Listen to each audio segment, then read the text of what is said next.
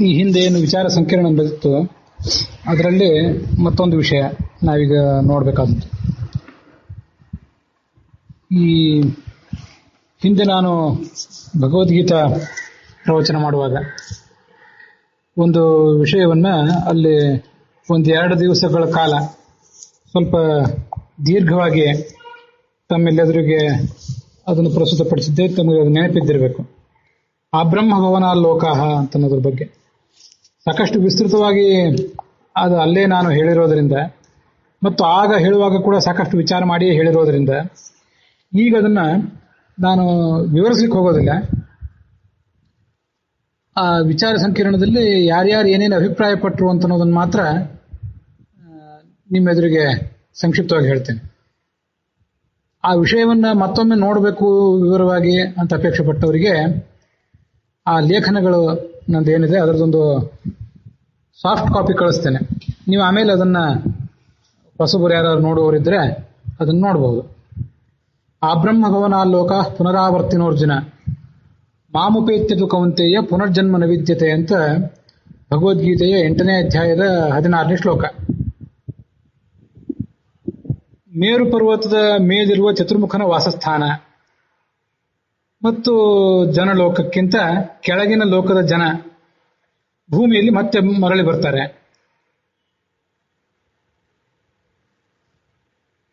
ಮೇಲಿನ ಲೋಕದ ಜನರಿಗೆ ಆ ಲೋಕದಲ್ಲಿರುವ ನನ್ನನ್ನ ಹೊಂದಿದವರಿಗೆ ಪುನರ್ಜನ್ಮ ಇಲ್ಲ. ಸರಳವಾದ ಅರ್ಥ.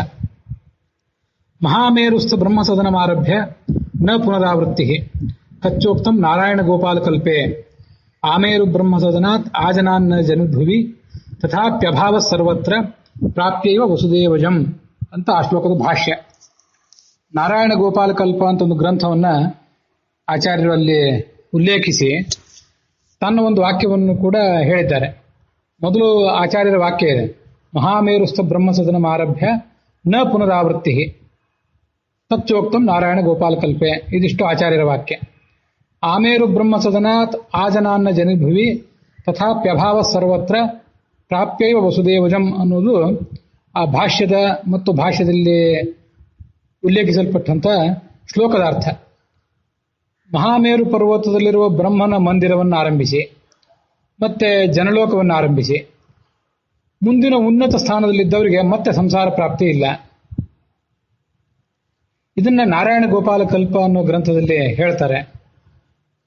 ಭೂಮಿಗೆ ಸಂಬಂಧಪಟ್ಟಂಥ ಲೋಕಗಳಲ್ಲಿ ಮೇರು ಪರ್ವತದಲ್ಲಿರುವ ಬ್ರಹ್ಮನ ಮಂದಿರ ಮತ್ತು ಭೂ ಸಂಪರ್ಕ ಇಲ್ಲದ ಲೋಕಗಳಲ್ಲಿ ಜನಲೋಕ ಇವೆರಡನ್ನು ಆರಂಭಿಸಿ ಮುಂದಿನ ಎಲ್ಲಾ ಸ್ಥಾನದಲ್ಲಿಯೂ ಕೂಡ ಪುನರ್ಜನ್ಮ ಇಲ್ಲ ಅಲ್ಲಿದ್ದವರಿಗೆ. ಆದರೂ ಸುಮ್ಮನೆ ಅಲ್ಲಿ ಹೋದರು ಅಂತ ಪುನರ್ಜನ್ಮ ಇಲ್ಲ ಅಂತಲ್ಲ, ಅಲ್ಲಿರೋ ಪರಮಾತ್ಮನನ್ನು ಹೊಂದಿದರೆ ಮಾತ್ರ ಈ ಪುನರ್ಜನ್ಮದ ಅಭಾವ ಸಾಧ್ಯ. ಇದು ಆ ಭಾಷ್ಯದ ವಾಕ್ಯದ ಅರ್ಥ. ಈ ಮಹಾಮೇರುಸ್ಥ ಬ್ರಹ್ಮಸದನ ಆರಭ್ಯ ನ ಪುನರಾವೃತ್ತಿ ಅಂತ ಭಾಷ್ಯದಲ್ಲಿ ನ ಅಂತಿದೆ ನೋಡಿ. ನಮ್ಮೆಲ್ಲರ ಗೌರವಕ್ಕೆ ಪಾತ್ರರಾದಂತಹ ಹಿರಿಯ ವಿದ್ವಾಂಸರೊಬ್ಬರ ಅಭಿಪ್ರಾಯದ ಪ್ರಕಾರ ಆ ನ ಅಂತ ಅನ್ನೋದು ಪ್ರಕ್ಷಿಪ್ತ. ನಾನು ಆ ವಿಚಾರ ಸಂಕಿರಣ ನಡೆದಾಗ ಆ ಹಿರಿಯ ವ್ಯಾಖ್ಯಾನಕಾರರು ಯಾರು ಹೇಳ್ರಿ ಅಂತ ಹೇಳಿದಾಗ ನಾನು ಅಲ್ಲಿ ಹೇಳಲಿಲ್ಲ, ಸುಮ್ಮನೆ ಅದೊಂದು ವಿವಾದಕ್ಕೆ ಕಾರಣ ಆಗ್ಬೋದು ಅಂತೇಳಿ. ವಸ್ತುತಃ ಅದು ಬನ್ನಂಜ ಗೋವಿಂದಾಚಾರ್ಯರ ಅಭಿಪ್ರಾಯ. ಹಿರಿಯ ವಿದ್ವಾಂಸರೊಬ್ಬರ ಅಭಿಪ್ರಾಯದಂತೆ, ಅಂದ್ರೆ ಬನ್ನಂಜ ಗೋವಿಂದಾಚಾರ್ಯರ ಅಭಿಪ್ರಾಯದಂತೆ ಆ ಭಾಷ್ಯ ವಾಕ್ಯದಲ್ಲಿ ನ ಇರಬಾರದು, ನ ಅಂತನ್ನೋದು ಪ್ರಕ್ಷಿಪ್ತ ಅಂತ ಅವರು ಅಭಿಪ್ರಾಯ ಪಡ್ತಾರೆ. ಆದ್ರಿಂದ ಗೀತಾ ಶ್ಲೋಕಕ್ಕೆ ಒಂದು ಬೇರೆನೇ ಅರ್ಥ ಆಗ್ತದೆ. ಬ್ರಹ್ಮಲೋಕವನ್ನು ಆರಂಭಿಸಿ ಯಾವ ಲೋಕಕ್ಕೆ ಹೋದವರು ಕೂಡ ಮರಳಿ ಪುನರ್ಜನ್ಮ ಪಡೆದೇ ಪಡೀತಾರೆ. ನನ್ನನ್ನು ತಲುಪಿದವರು ಮಾತ್ರ ಪುನರ್ಜನ್ಮ ಪಡೆಯೋದಿಲ್ಲ ಅಂತ ಹೀಗೆ ಅವರು ವ್ಯಾಖ್ಯಾನ ಮಾಡಿದ್ದಾರೆ. ಅದರ ಆ ಗೋವಿಂದಾಚಾರ್ಯರ ವಿಸ್ತೃತವಾದ ಅಭಿಪ್ರಾಯವನ್ನು ಕೂಡ ಅಲ್ಲಿ ಹೇಳಿದ್ದೇನೆ. ಆಮೇಲೆ ಅದರಲ್ಲಿ ಇರುವ ಸಮಸ್ಯೆಗಳೇನು ಅಂತ ಅನ್ನೋದನ್ನು ಕೂಡ ಹೇಳಿದ್ದೇನೆ. ಇವತ್ತು ನಮಗೆ ಸರ್ವಮೂಲದ ಪಾಠಕ್ಕೆ ಪ್ರಮುಖ ಆಕರ ಪ್ರಚಲಿತ ಪಾಠ ಅಂತ ಕರೆಸ್ಕೋತದೆ. ಅದು ಜಯತೀರ್ಥರು ಪರಿಗಣಿಸಿದಂತಹ ಒಂದು ಪಾಠ.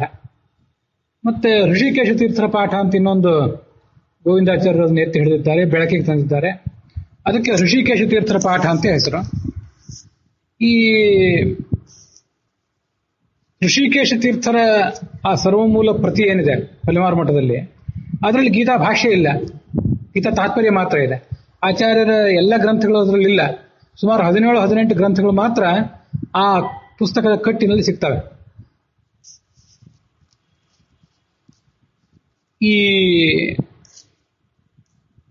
ಋಷಿಕೇಶ ತೀರ್ಥರು 17-18 ಗ್ರಂಥಗಳನ್ನ ಒಂದು ಪುಸ್ತಕದ ಕಟ್ಟಿನಲ್ಲಿ ಸಂಗ್ರಹಿಸಿದ್ದಿರಬೇಕು ಬಹುಶಃ. ಇನ್ನು ಉಳಿದ 17-18 ಗ್ರಂಥಗಳನ್ನ 10-20 ಗ್ರಂಥಗಳನ್ನ ಮತ್ತೊಂದು ಕಟ್ಟಿನಲ್ಲಿ ಅವರು ಸಂಗ್ರಹ ಮಾಡಿಟ್ಟಿದ್ದಿರಬೇಕು. ಇದೆಲ್ಲ ಗೋವಿಂದಾಚಾರ್ಯ ಹೇಳ್ತಾರೆ ಹಾಗೆ.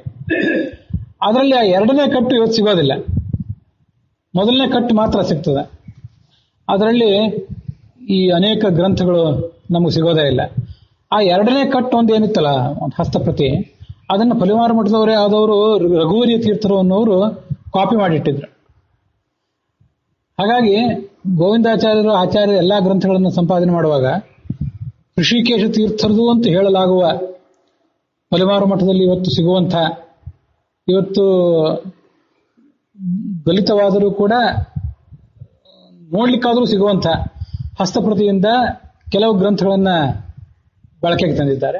ಇನ್ನು ಕೆಲವುಗಳನ್ನ ಮತ್ತೆ 10-20 ಗ್ರಂಥಗಳನ್ನ ಆ ಋಷಿಕೇಶ ತೀರ್ಥರ ಹಸ್ತಪ್ರತಿಯಲ್ಲಿ ಸಿಗದೆ ಹೋದ್ರೂ ಕೂಡ ಅದನ್ನ ಗಮನಿಸಿ ರಘುವರಿ ತೀರ್ಥರು ಅನ್ನೋರೇನು ಕಾಪಿ ಮಾಡಿಟ್ಟಿದ್ದಾರೆ ಅದರಲ್ಲಿರೋದನ್ನು ಬಳಕೆಗೆ ತಂದಿದ್ದಾರೆ. ಅಂತೂ ಆಚಾರ್ಯರ ಎಲ್ಲಾ ಸರ್ವಮೂಲ ಗ್ರಂಥಗಳ ಪೈಕಿ ಒಂದು ಅರ್ಧ ಋಷಿಕೇಶ ತೀರ್ಥರ ಪಲಿಮಾರು ಮಠದಲ್ಲೇ ಇರುವ ಆ ಹಸ್ತಪ್ರತಿಯಲ್ಲಿ ಸಿಗ್ತವೆ. ಇನ್ನು ಉಳಿದಷ್ಟು ರಘುವರಿ ತೀರ್ಥರ ಹಸ್ತಪ್ರತಿಯಿಂದ ಸಿಗ್ತವೆ. ಈ ಗೀತಾಭಾಷ್ಯ ಆಚಾರ್ಯರ ಆ ಪ್ರಮುಖ ಕೃತಿಯಾದಂಥ ಗೀತಾಭಾಷ್ಯ ಋಷಿಕೇಶ ತೀರ್ಥರ ಆ ಒರಿಜಿನಲ್ ಹಸ್ತಪ್ರತಿಯಲ್ಲಿ ಇಲ್ಲ. ರಘುವರಿ ತೀರ್ಥರ ಮತ್ತೆ ಯಾರೋ ಹೇಳಿದಂತಹ ಹಸ್ತಪ್ರತಿಯಲ್ಲಿ ಅದು ಸಿಗ್ತದಷ್ಟೆ. ಅಂತೂ ಎಲ್ಲಾ ಕಡೆ ಇವತ್ತು ಎಲ್ಲಾ ಯಾವ ಪಾಠವೇ ಇರಲಿ, ಎಲ್ಲೇ ಬಳಕೆ ಇರುವ ಪಾಠವೇ ಆಗಲಿ, ಅಲ್ಲಿ ಎಲ್ಲಾ ಕಡೆನೂ ಕೂಡ ಇದ್ದೇ ಇದೆ. ಆ ಗೀತಾಭಾಷ್ಯಕ್ಕೆ ಸದ್ಯ ಉಪಲಬ್ಧ ಇರುವಂತಹ ಗ್ರಂಥಗಳು ಅಂದ್ರೆ ಪದ್ಮನಾಭ ತೀರ್ಥರ ಟೀಕಾ ಮತ್ತೆ ಜಯತೀರ್ಥರ ಟೀಕಾ. ಅಲ್ಲೆಲ್ಲಾ ಕಡೆನೂ ಕೂಡ ಇರುವ ಭಾವವೇ ಕಾಣಿಸ್ತದೆ. ಮತ್ತೆ ಆ ರಘುವರಿ ತೀರ್ಥರು ಅಂತ ಬರೆದಿಟ್ಟಿರುವ ಒಂದು ಹಸ್ತಪ್ರತಿ ಏನಿದೆ ಅಲ್ಲಿಯೂ ಕೂಡ ಇದ್ದಿದೆ. ಸರ್ವತ್ರ ಹೀಗೆ ಇದೆ ಅಂತಾರೆ ಗೋವಿಂದಾಚಾರ್ಯ. ಆದರೂ ಈ ಇರಬಾರದು ಅಂತ ಅವರು ಅಭಿಪ್ರಾಯ ಪಡ್ತಾರೆ. ಅನೇಕ ಕಡೆ ಪ್ರಚಲಿತವಾದ ಜಯತೀರ್ಥರು ಮೊದಲಾದವರು ಬಳಕೆ ಮಾಡಿಕೊಂಡ ಪಾಠಗಳಲ್ಲಿ ಹೀಗಿದೆ, ಅದು ಸರಿಯಲ್ಲ. ಋಷಿಕೇಶ ತೀರ್ಥರ ಅಥವಾ ರಘುವರಿ ತೀರ್ಥರ ಪಾಠದಲ್ಲಿ ಹೀಗಿರೋದ್ರಿಂದ ಅದನ್ನೇ ಪರಿಗಣಿಸಬೇಕು ಅಂತ ಹೇಳ್ತಿರ್ತಾರೆ. ಈ ವಿಷಯಕ್ಕೆ ಸಂಬಂಧಪಟ್ಟಂತೆ ಮಾತ್ರ ಆ ಪಾಠ ಈ ಪಾಠ ಅಂತ ವ್ಯತ್ಯಾಸ ಇಲ್ಲ, ಎಲ್ಲಾ ಕಡೆನೂ ಒಂದೇ ತರ ಕಾಣಿಸ್ತದೆ. ಅದಕ್ಕಾಗಿ ಸರ್ವತ್ರ ಹೀಗೆ ಇದೆ, ಆದರೂ ಅದು ಬೇಡ ಅಂತ ತನ್ನ ಅಭಿಪ್ರಾಯ ಹೇಳ್ತಾರೆ. ವಿಷಯ ಏನು ಅಂತಂದ್ರೆ, ನಿಮಗದು ಬೇಕು ಬೇಡ ಅಂತ ನಿಮ್ಮ ಪ್ರಶ್ನೆ ಅಲ್ಲ, ಅಲ್ಲಿ ಏನಿದೆ ಅನ್ನೋದಕ್ಕೆ ನೀವು ಅರ್ಥ ಹೇಳಬೇಕು. ಯಾವುದೇ ದೊಡ್ಡ ವಿದ್ವಾಂಸನಾಗಲಿ ಅನೇಕ ಹಸ್ತಪ್ರತಿಗಳು ಸಿಕ್ಕಾಗ ಒಂದ್ ಕಡೆ ಸಿಕ್ಕಿತು, ಒಂದ್ ಕಡೆ ಸಿಗಲಿಲ್ಲ ಅಂತ ಆದಾಗ ನಿಮಗೆ ಇಲ್ಲದೇ ಇರುವ ಪಾಠವೇ ಉಚಿತ ಅಂತ ನಿಮಗೆ ಕಂಡ್ರೆ ನೀವು ಸ್ವೀಕಾರ ಮಾಡ್ಬೋದು. ನೀವು ಗಮನಿಸಿದ ಎಲ್ಲಾ ಹಸ್ತಪ್ರತಿಗಳಲ್ಲಿಯೂ ಕೂಡ ಸಮಾನವಾಗಿ ಇದ್ದದ್ದೇ ಸಿಕ್ಕಾಗ ಆ ನೀವು ತೆಗಿಲಿಕ್ಕೆ ಹೇಗೆ ಸಾಧ್ಯ? ನಮ್ಮ ಪ್ರಶ್ನೆ. ಅನೇಕ ಕಡೆ ಉಳಿದ ಎಷ್ಟೋ ವಿಷಯಗಳಿಗೆ ಸಂಬಂಧಪಟ್ಟಂತೆ ಉಪನಿಷತ್ತು ಮತ್ತೆ ಅನುವ್ಯಾಖ್ಯಾನ ಇತ್ಯಾದಿಗಳಿಗೆ ಅನೇಕ ವಿಷಯಕ್ಕೆ ಸಂಬಂಧಪಟ್ಟಂತೆ ಜಯತೀರ್ಥರ ಪ್ರಚಲಿತ ಪಾಠ ಮತ್ತೆ ಋಷಿಕೇಶ ತೀರ್ಥ ರಘುವರ್ಯ ತೀರ್ಥರ ಪ್ರಾಚೀನ ಪಾಠ ಅದರಲ್ಲಿ ಭೇದ ಇದ್ದಾಗ ಗೋವಿಂದಾಚಾರ್ಯರು ನಿಸ್ಸಂಕೋಚವಾಗಿ ಆ ಋಷಿಕೇಶ ತೀರ್ಥ ರಘುವರ್ಯ ತೀರ್ಥ ದ್ವಯರ ಪಾಠವನ್ನೇ ಸ್ವೀಕರಿಸಿರ್ತಾರೆ. ಈಗ ನಿಮಗೆ ಎಲ್ಲ ಎರಡೂ ಕಡೆ ಒಂದೇ ಇದ್ದಾಗ ಆ ಎರಡೂ ಕಡೆ ಒಂದೇ ಇದ್ದದನ್ನು ನೀವು ಅಂತ ತೆಗೆದು ಹಾಕೋದು ಹೇಗೆ? ಅದಕ್ಕೆ ಉಚಿತವಾಗಿ ಕಾಣಿಸೋದಿಲ್ಲ. ಪಂಡಿತಾಚಾರ್ಯರ ಮಂತಂದವ್ರು ಯಾರು ಕೂಡ ಗೀತಾ ಭಾಷ್ಯಕ್ಕಾಗಲಿ ಟೀಕೆಯನ್ನಾಗಲಿ ಬರೋದಿಲ್ಲ. ಇರೋದು ಪದ್ಮನಾಭ ತೀರ್ಥರದು, ಜಯತೀರ್ಥರದು. ಎಲ್ಲಾ ಕಡೆ ಇದೇ ಭಾವವೇ ಕಾಣುವಾಗ ಆ ಅಂತ ಅನ್ನೋದನ್ನ ನೀವು ತೆಗೆದದ್ದು ಅಷ್ಟು ಉಚಿತವಾಗಿ ಕಾಣಿಸೋದಿಲ್ಲ. ಏನಿದೆ ಅದಕ್ಕೆ ಅರ್ಥ ಹೇಳಬೇಕು. ಇದು ಸರಳವಾದ ವಿಷಯ, ನಾನು ಇದನ್ನು ಹೆಚ್ಚು ವಿವರಿಸೋದಿಲ್ಲ. ಅಲ್ಲಿ ಚರ್ಚೆಗೆ ಬಂದಾಗ ಪುರಾಣಿಕರು, ಅಯೋಧನ ಪುರಾಣಿಕರು ಕೂಡ ಅದನ್ನು ಒಪ್ಪಿದ್ರು, ನಾನು ಹೇಳಿದ ಅಭಿಪ್ರಾಯವನ್ನ. ಗುರುಗಳು ಕೂಡ, ಪೇಜಾವರ ಸ್ವಾಮಿಗಳು ಕೂಡ ಆ ನಾನು ಬರೆದದ್ದನ್ನು ಪೂರ್ಣವಾಗಿ ಆಮೂಲಾಗ್ರವಾಗಿ ಒಂದು 4-5 ಪೇಜ್ ಇದ್ದದನ್ನು ಗಮನಿಸಿ ವಿಮರ್ಶೆ ಉಚಿತವಾಗಿದೆ ಅಂತ ಹೇಳಿದರು. ಒಂದು ಸಣ್ಣ ತಿದ್ದುಪಡಿ ಏನು ಅಂತಂದ್ರೆ, ಗೀತಾ ಭಾಷ್ಯದಲ್ಲಿ ಆ ನ ಇದ್ರೂ ಅದಕ್ಕೆ ಅರ್ಥ ಹೇಳ್ಬೋದು, ನ ಇಲ್ಲದೇ ಇದ್ರೂ ಅರ್ಥ ಹೇಳ್ಬೋದು. ಏನಾದರೂ ಮಾಡಿ ಶಾಸ್ತ್ರಕ್ಕೆ ವಿರುದ್ಧ ಆಗದಿರುವಂತೆ, ಆಚಾರ್ಯರ ಅಭಿಪ್ರಾಯ ಮತ್ತೆ ಕೃಷ್ಣನ ಅಭಿಪ್ರಾಯಕ್ಕೆ ವಿರುದ್ಧ ಆಗದೇ ಇರುವಂತೆ ನ ಇದ್ರೂ ಅರ್ಥ ಹೇಳ್ಬೋದು, ನ ಇಲ್ಲದೇ ಇದ್ರೂ ಅರ್ಥ ಹೇಳ್ಬೋದು.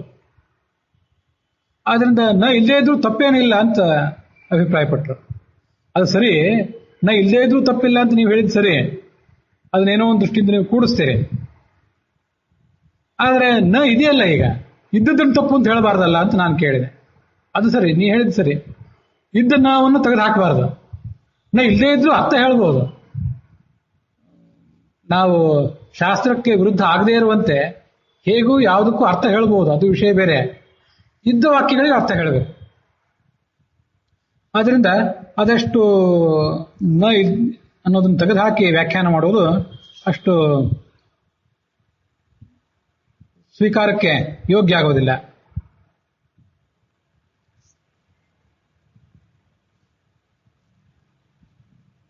ನಾನು ಆ ಬರೆದಿರುವಂತಹ ಪೂರ್ಣವಾದ ಲೇಖನವನ್ನು ನೀವು ಓದಿದ್ರೆ ಇದ್ರ ಬಗ್ಗೆ ಮತ್ತಷ್ಟು ಸ್ಪಷ್ಟೀಕರಣ ಸಿಗಬಹುದು. ಆಚಾರ್ಯರ ಆ ಭಾಷ್ಯ ವಾಕ್ಯ ಏನಿದೆ ಅದು ಗೀತಾ ಶ್ಲೋಕದ ಪೂರ್ವಾರ್ಧದ ಅನುವಾದ ಆಗಿದೆ.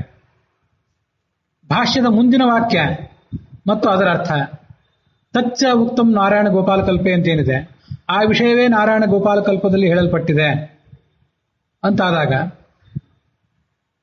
ಈ ಬನ್ನಂಜ ಗೋವಿಂದಾಚಾರ್ಯ ಮಾಡಿದ ಒಂದು ಹೊಸ ವ್ಯಾಖ್ಯಾನಕ್ಕನುಸಾರವಾಗಿ ಗೀತಾ ಶ್ಲೋಕ ಹೇಳುವಂತೆ ಯಾವ ಲೋಕಕ್ಕೆ ಹೋದ್ರೆ ಪುನರಾವೃತ್ತಿ ಇದೆ ಅಂತ ಅನ್ನೋದನ್ನ ಹೇಳ್ತದೆ.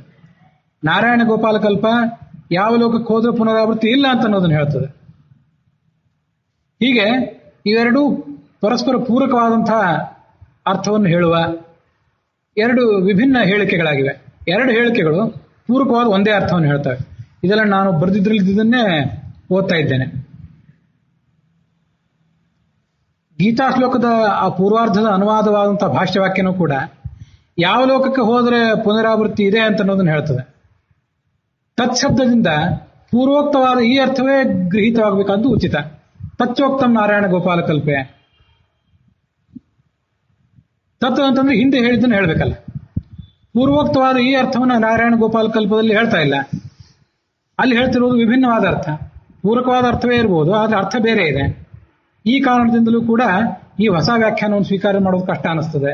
ಇವೆಲ್ಲ ನನ್ನ ವಾಕ್ಯಗಳು. ಅಲ್ಲಿ ತತ್ ಅಂತ ಅನ್ನೋದಿದೆಯಲ್ಲ, ತತ್ ಶಬ್ದದಿಂದ ಏನು ಅರ್ಥ ಇಟ್ಕೊಳ್ಬೇಕು? ಹಿಂದೆ ಪ್ರಸ್ತುತವಾದನ್ನು ಇಟ್ಕೋಬೇಕು ಅಥವಾ ಗೀತಾ ಶ್ಲೋಕದಲ್ಲಿ ಇದನ್ನು ಇಟ್ಕೊಳ್ಬೇಕು? ಹೀಗೆ ತತ್ ಅಂತ ಅನ್ನೋದ್ರಿಂದ ಹಿಂದೆ ಬಂದದನ್ನು ಇಟ್ಕೊಳ್ಬೇಕು ಅಂತ ಅನ್ನೋದು ನಿರ್ವಿವಾದ ಯಾವತ್ತೂ ಕೂಡ. ಅವನು ಬರ್ತಾನೆ ಅಂತಂದ್ರೆ ಅವನು ಬರ್ತಾನೆ, ಅವನು ಹೋಗ್ತಾನೆ ಅಂತ ಹೀಗೆ ಹೇಳಿದಾಗ ಅವನು ಅಂದ್ರೆ ಯಾರು? ಹಿಂದೆ ಪ್ರಸ್ತುತನಾದ ವ್ಯಕ್ತಿ. ಇಲ್ಲಿ ತತ್ವ ಅಂತಂದ್ರೆ ಆ ಭಾಷ್ಯದಲ್ಲಿ ಏನು ವಿಷಯವನ್ನು ಹೇಳಿದ್ದಾರೆ ಆ ವಿಷಯವೇ ನಾರಾಯಣ ಗೋಪಾಲ ಕಲ್ಪದಲ್ಲಿ ಹೇಳಲ್ಪಟ್ಟಿದೆ ಅಂತ ಅರ್ಥನೋ, ಅಥವಾ ಗೀತಾಯ ಮುಕ್ತಂ ಯತ್, ಗೀತಾ ಮೂಲ ಶ್ಲೋಕದಲ್ಲಿ ಏನು ಹೇಳಲ್ಪಟ್ಟಿದೆಯೋ ಅದು ತತ್ವ ಎಂಬ ಶಬ್ದದಿಂದ ಹೇಳಲ್ಪಟ್ಟಿದೆಯೋ ಹಾಗೂ ಅರ್ಥ ಇಟ್ಕೊಂಡ್ರೆ ನ ಇಲ್ಲದೇ ಇದ್ರೂ ಆಗ್ಬಹುದು. ಇದು ಸ್ವಾಮಿಗಳು ಹೇಳಿದ ಅರ್ಥ. ತತ್ವ ಅಂದ್ರೆ ಏನು ನೀವು ಇಟ್ಕೊಳ್ತೀರಿ ಅನ್ನೋದನ್ನ ಹೊಂದಿಕೊಂಡು ನ ಇದ್ರೂ ನಡೀತದೆ, ಇಲ್ಲದೇ ಇದ್ರೂ ನಡೀತದೆ. ಸ್ವಾಮಿಗಳು ಹೇಳಿದಂತಹ ಅರ್ಥ ನಮಗೆ ಮನಸ್ಸಿಗೆ ಮನವರಿಕೆ ಆಯಿತು. ಆದರೆ ಇದನ್ನ ಒಂದು ತೆಗೆದು ಹಾಕೋದು ಹೇಗೆ ಅಂತ ನಾನು ಕೇಳಿದ್ರೆ, ತೆಗೆದು ಹಾಕೋದು ಉಚಿತ ಅಲ್ಲ, ಇಲ್ಲದೇ ಇದ್ರೆ ಅರ್ಥ ಹೇಳೋದು ಹೇಗೆ ಅಂತ ಅನ್ನೋದು ನಾನು ಹೇಳಿದೆ ಅಷ್ಟೇ ಅಂದ್ರು ಅವರು. ಇದ್ರೂ ಅರ್ಥ ಹೇಳ್ಬೋದು ಶಾಸ್ತ್ರಕ್ಕೆ ವಿರುದ್ಧವಾಗಿ, ಇಲ್ಲದೇ ಇದ್ರೂ ಅರ್ಥ ಹೇಳ್ಬೋದು. ಆದ್ರೆ ಎಲ್ಲಾ ಕಡೆ ಇದ್ದಾಗ ಇದ್ದದನ್ನು ತೆಗೆದು ಹಾಕಿ ಅರ್ಥ ಹೇಳೋದು ಉಚಿತವಾಗಿ ಕಾಣಿಸೋದಿಲ್ಲ. ಇಲ್ಲಿಗೆ ಆ ಚರ್ಚೆ ಮುಗೀತು.